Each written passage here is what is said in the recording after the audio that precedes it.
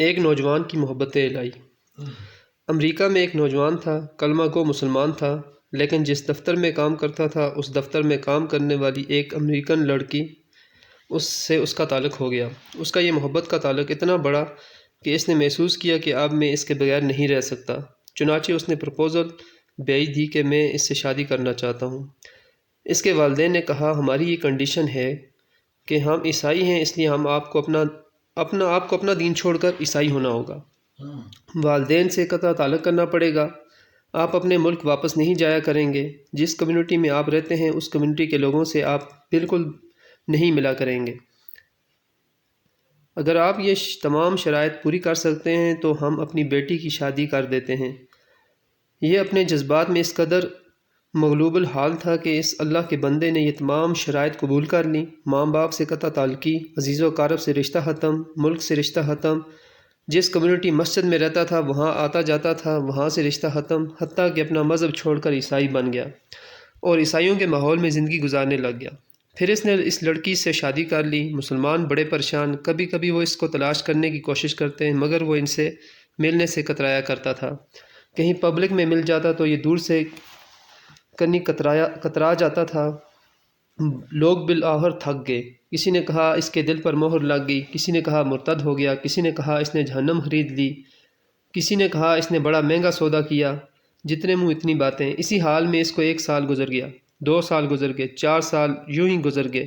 اس کے دوست احباب اس سے مایوس ہو گئے، حتیٰ کہ یہ ان کی یادداشت سے بھی نکلنے لگ گیا اور بھولی بسری چیز بنتا چلا گیا۔ اچانک ایک دن امام صاحب نے مسجد کا دروازہ کھولا۔ یہ نوجوان بھی فجر کی نماز پڑھنے کے لیے آیا، وضو کیا اور مسجد میں صف میں آ کر بیٹھ گیا۔ امام صاحب بڑے حیران، ان کے لیے تو یہ بڑی عجیب چیز تھی۔ انہوں نے نماز پڑھائی، پھر اس سے سلام کیا، اس کو اپنے حجرہ کمرے میں لے گیا۔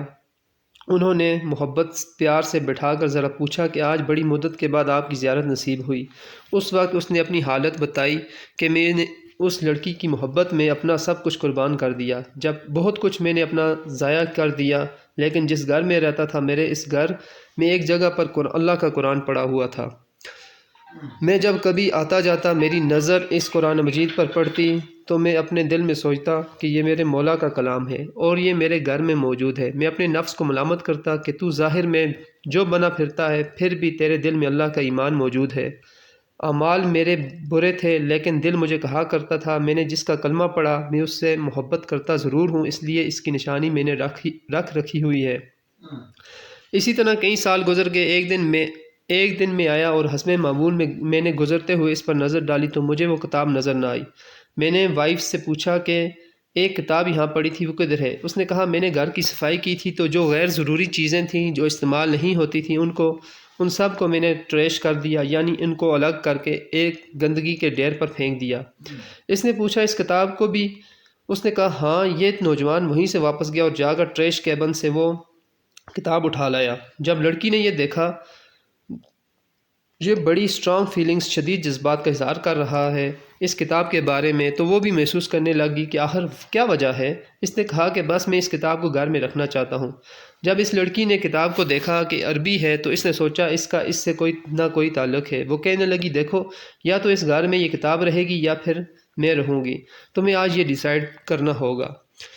جب اس لڑکی نے کہا تو میں نے اپنے دل سے پوچھا کہ تو نے نفس کی خواہشات کی تکمیل کے لیے وہ کچھ کر لیا جو تجھے نہیں کرنا چاہیے تھا۔ آج تیرا رشتہ پروردگار سے ہمیشہ کے لیے ٹوٹ جائے گا۔